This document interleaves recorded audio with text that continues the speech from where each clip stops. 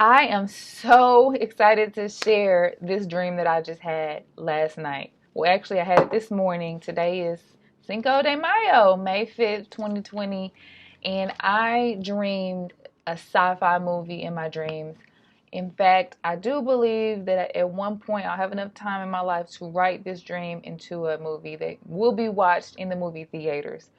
But I have to document it because it's a message in the dream. And it is incredible. I've had many dreams that felt like I was in a movie or that felt like I was in another world. But this particular dream was one of the most intense, unbelievable, incredible dreams I've ever had. And that's why I have to document this. So I dreamed that I went to another dimension. And I also dreamed that I was outside of time, outside of the continuum of time. So let me read the dream to you. Okay. I dreamed that I was in the body of, so from the view of a white male. I was a white man, about 30 years old, the kind of person that you see as the lead character in an action movie. So I was watching him in the dream, but I was also seeing through his eyes. And he was running through like a mall or a hotel, running from an Asian woman. I believe she was Chinese. She was an older woman, looked very powerful, very wealthy, and she was trying to kill him. So just imagine like a movie scene that starts in the middle of a building or like tons of people, crowds of people, and the woman and her crew of assassins or killers are chasing the man, and he's evading them, running through crowds of people, and the woman is shooting into the crowd, and she is trying to kill him. So he runs. I remember he's high up. He's walking on a ledge. He's running. He's doing everything he can to escape her, and she's coming. She's walking slowly, slowly and powerfully towards him because she is as if she knows there's no escape. That she's eventually going to kill him. And so he goes to the outside of the building. He's running as fast as he can, pressing through the people, but he's on a ledge. Now it's a complete night.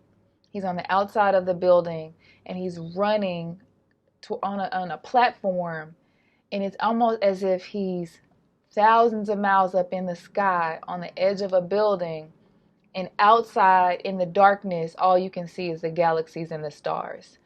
And so he runs to the edge of the platform, and there he's facing this huge power grid, and he's in the control of the power grid. And he knows the woman's coming toward him on the ledge. He looks out into the darkness, and you can see the galaxies, you can see the stars, you can see the planets. He's out in the middle of the universe. And this power grid is the power to the universe. And so there's this cord, a power cord connected to the grid, and he grabs it. It's a huge cord with his hands, and he pulls the cord and disconnects it from the power source. And then the entire universe goes black. And so for a moment, he looks out, and it's utter darkness, black everywhere.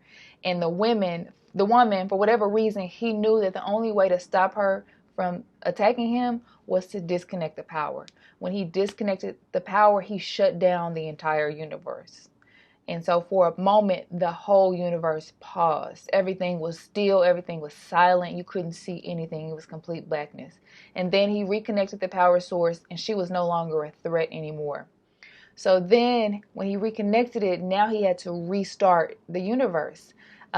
So there's a power grid. There's all of these nodules and knobs, and there was this big lever that you could lift up and lift down.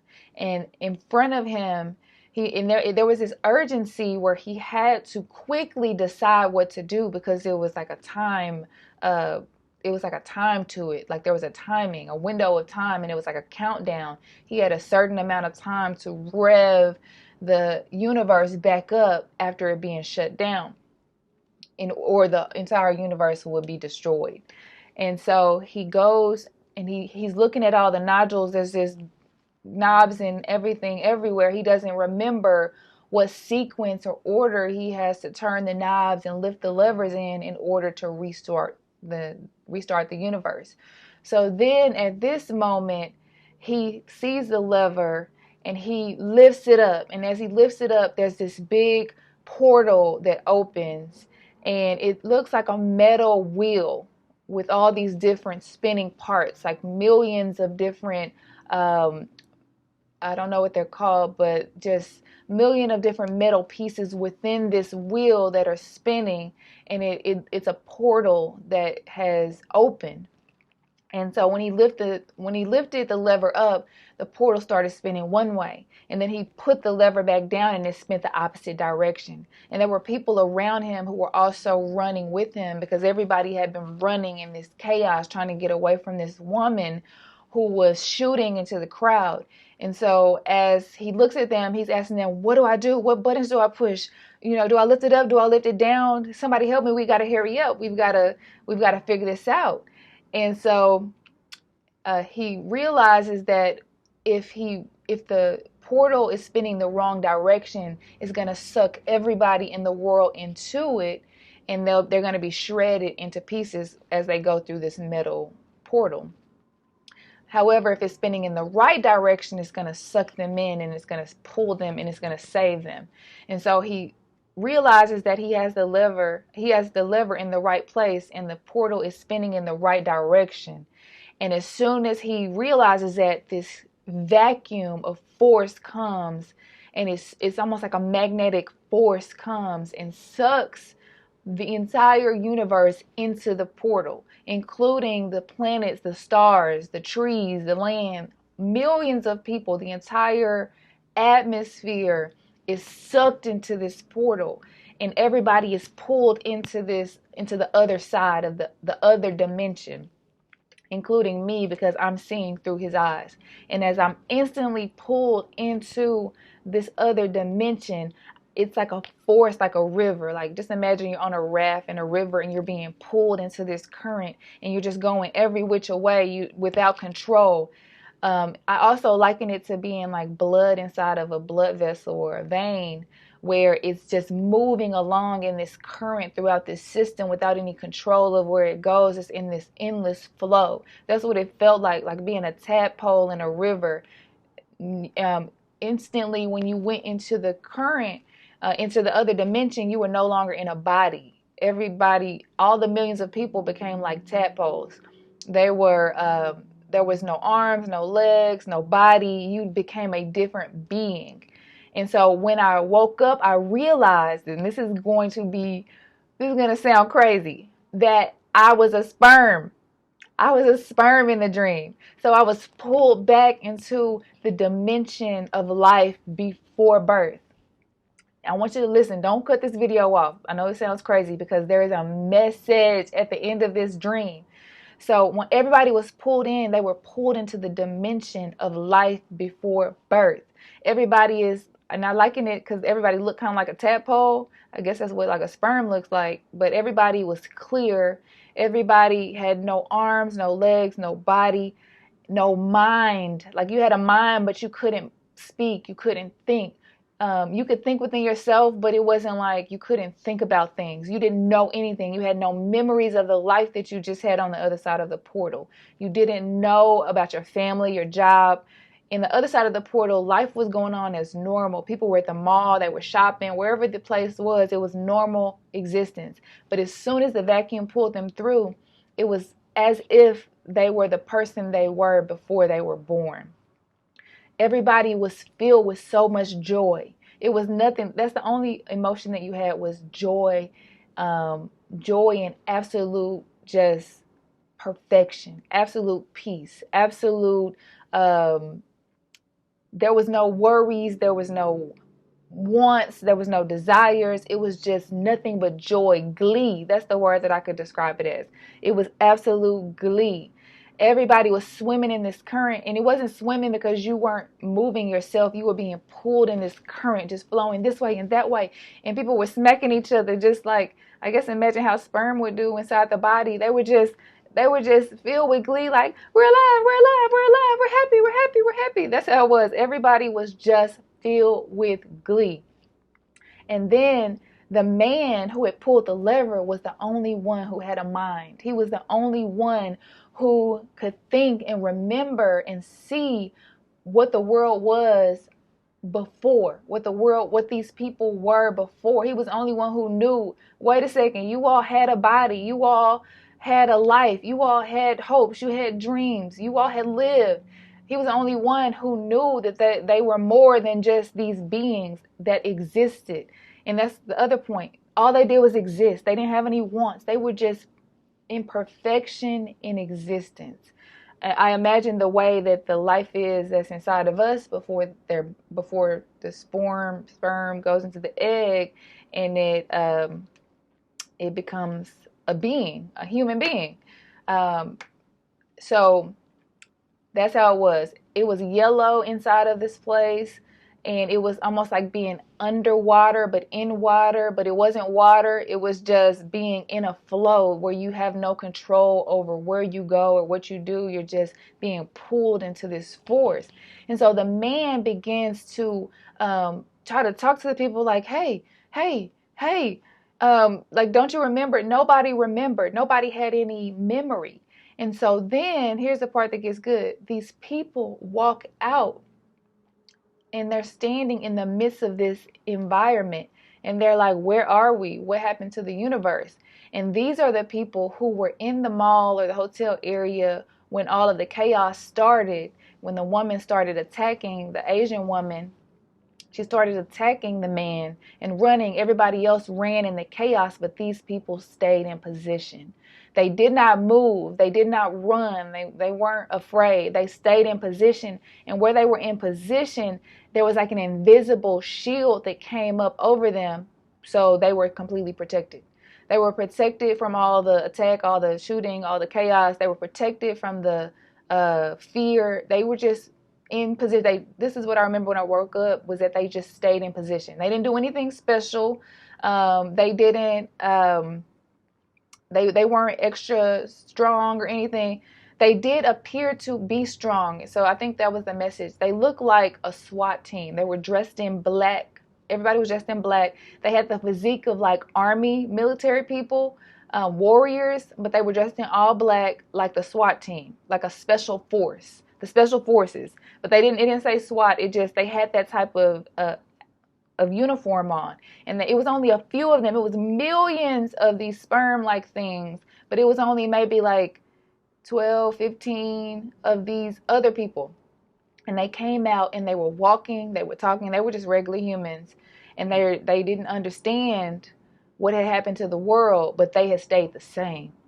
And so they were the authority. Now they were the rulers of the world, because it was a new universe, and they could walk, they could talk, they could speak. So they became the rulers of this universe, this dimension, by doing nothing special other than just staying in position.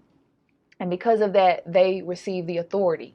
So the man who had pulled the lever, who was the only one with a mind who could understand, he had the ability to see the universe outside of time. So he could see the future that the people had lived in, and he could also see where they were in pre-existence before they had become a human.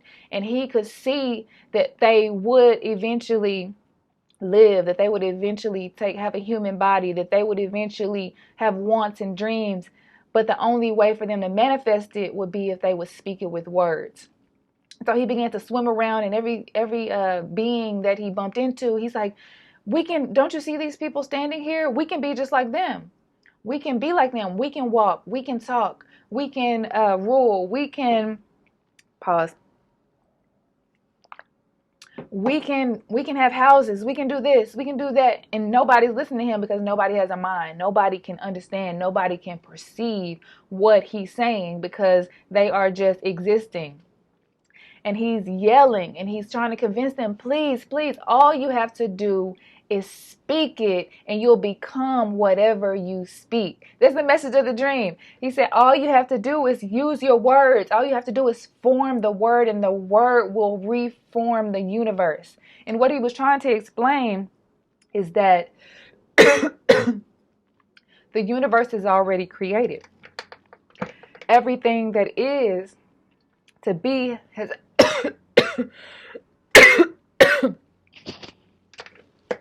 hold on, the devil is a lie. I'm going to get this out 1 second.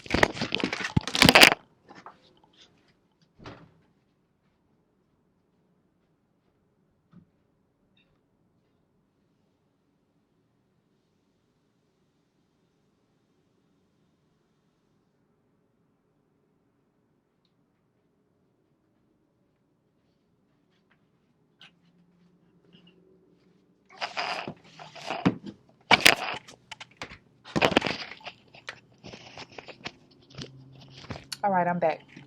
So this is the good part, so I have to get to it. We exist in time. So we count everything in months and years, past, present, future. But if you're God, you sit outside of time. You're the Alpha and Omega. You sit at the beginning and you see the end. The course of events are just happening, but they already exist. And so this man who was the one who pulled the lever, he was the only one who could see the universe from the beginning to the end. He could see that these people had already existed. They had already lived. They had already fulfilled purposes, had wants, dreams, families, jobs, careers, the world, houses. And so he was trying to explain to them the way to form the universe and to bring it to be would be through words. But these people didn't have words. They didn't know how to speak. So he was trying to show them these elect, these chosen people, these rulers. He said, just look at them. All we have to do is what they're doing. And all the people were doing was just standing there talking. He said, all we have to do is form words. Just speak. Just open your mouth. Just form a word, and the word will form the universe. So he said, all you have to do is just say, I can walk, and you'll walk. All you have to do is say, I can talk, and you'll talk. All you have to do is say, I have a house, and you have a house. And he was trying to get them to bring into being the life that they had before they had gone into this dimension, and it would have recreated the entire universe. It would have come into existence. And so I wanted to document this because it was the most otherworldly dream I've ever had, because I was literally in another dimension. And what I believe happened is the Lord was showing me, thank you, Holy Spirit. The Lord was showing me the attack on the world. It was a Chinese woman or Asian woman. I believe when I woke up, she was Chinese. I wasn't thinking about coronavirus. I wasn't thinking about any of this when I woke up. But when I realized, I said, well, she was a Chinese woman because she was chasing this man. She was trying to kill him. Everyone was in a panic. Everyone was in a fear. The man knew the only way to stop her was to shut down the universe. Everything went dark. Everything paused. And then he knew he had to put it back together. But he had to put it back together correctly or the whole world would be ruined. When he put it back together, the people were pulled through into another dimension, which was a dimension outside of time. It was like a pre-existence. It was like life before we received a body, where we had been put into our mother's womb. We had been put into our father, but we had not yet formed into a body, because it says that we were with God before we ever came into the universe. We were sent here. It also says that God foreknew us before we were even in our mother's womb. That means we existed before the sperm ever hit the egg. So this is biblical. I'm not making this up. So they were pulled into this place where I was able to see life before the people had actually lived it. And I was able to see someone who was calling out to these people, begging them to be everything that God had created them to be, because they are already it. They are already it's already happened. Everything that they would ever want has already happened. Everything that they could ever live has already happened. It's already happened. They just had to declare it. They just had to speak it. They just had to open up their mouths and use their words, because their words were in fact the very thing that would shape and bring about the shaping of the universe. And that's also in the Bible. That even God formed the entire universe with his words. That is the message of the times. That's what the Lord is speaking.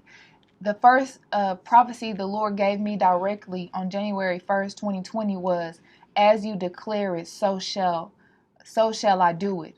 As you declare it, that will I do. That's what he spoke to me in a dream. He literally wrote it with a pen with a marker in my dream.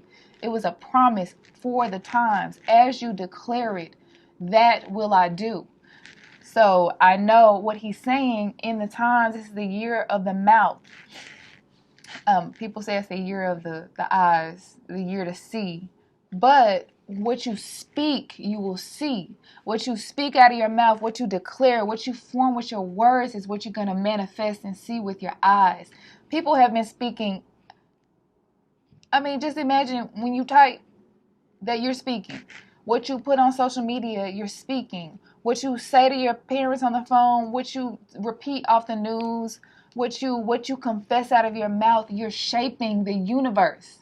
You literally are shaping your path, your future. However, you have the power to speak what is not as if it is, and it will become. You have the power to take out of what is not, what you can't see, and form it into what it will be just by what you speak. That's why you see all these things on my wall, because these are things that I've spoken. My husband and I have spoken. All these things on my vision board here are things that I have spoken. I have literally spoken them over myself.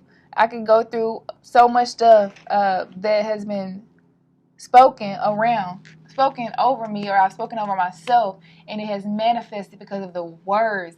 This man was pleading with millions of people when everybody was ignoring him. He's like, there's more to life than this, than just existing. There's more to life. All you have to do is speak it. Just use your words. You can speak. And they're like, what's a word? What's a word? We're the same. People in the universe right now, we are the same. We are caught in this endless flow of information, of being told, this is when you can go out. This is when you can go to work. This is how life is going to be. This is what is going to happen. You're just caught in this current, this force, this magnetic pull, as if God has not already ordered your steps, as if every dream and desire that could ever come in your heart has not already been accomplished. Like as if Jesus has not already won the victory on the cross 2,000 years ago. It's already done. It's already won. We just have to walk it out. I know this is literally blowing my mind to say this. This revelation that the Lord has shown me in a dream. I'm sure there's much more. I've got to sit with this for weeks, maybe months, until God gives me the full revelation. But this is a word for the times. It's May 5th. Begin to use your mouth. Your mouth is your weapon. Your mouth what you speak out of your mouth will be fulfilled. You will shape your universe by what you speak. God bless y'all.